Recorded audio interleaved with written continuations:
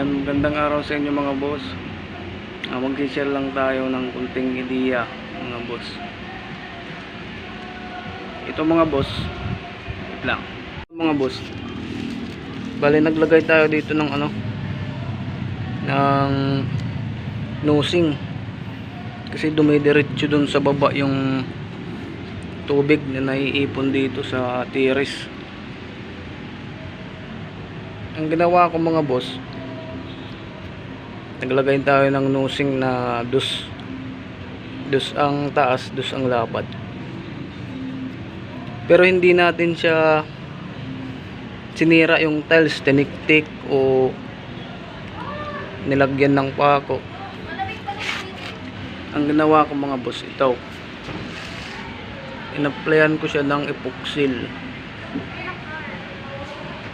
concrete epoxy, LB, lost velocity,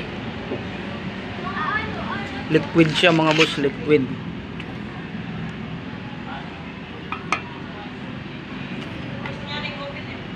Yan, liquid siya, no? Yan, bago ko lagyan ng halo mga boss, lagyan ko muna siya ng epoxy, yung epoxy, para kumapit yung halo kahit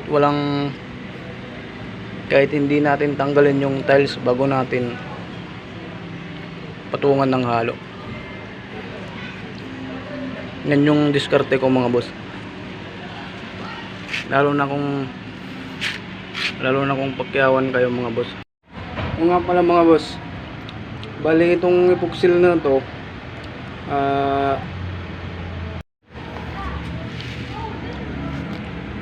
dalawa siya, pinaghahalo yan mga boss. Yan, siyempre pag bumili naman kayo sa tindahan, hindi naman yun magbibigay ng na ang isa lang. Bali E at saka B. Yan, pinaghahalo siya mga boss. Sa hindi pa naka-encounter nito, Island Epoxy.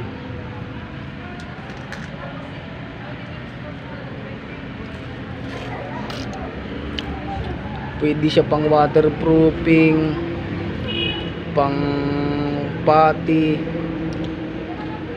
pang masilya sa bitak ng simento. Ayan, madami siyang purpose mga boss.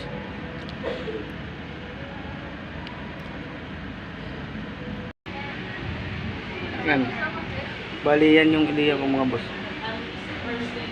Hindi ko na siya tiniktikan, hindi ko na kinat yung tiles natin mga boss. Epoxy lang, tapos halo. Pagka-apply ng epoxy, sundan nyo agad ng halo mga boss. So paano? Yan lang ang may bibigay kong ideya mga boss. Next time ulit.